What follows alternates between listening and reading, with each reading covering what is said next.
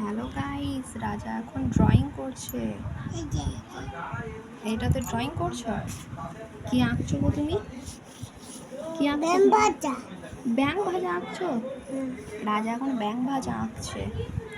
এটা একটা মানে বাচ্চার কাছে প্রথম ফার্স্ট ড্রয়িং, আর রাজার এটা ফার্স্ট লেখা। কত সুন্দর ও ড্রয়িং করেছে।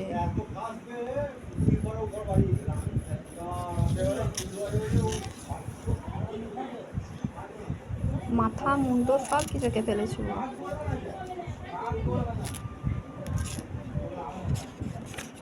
খাতা বাদে মেঝেতে শুধু আঁকছে, কি অবস্থা।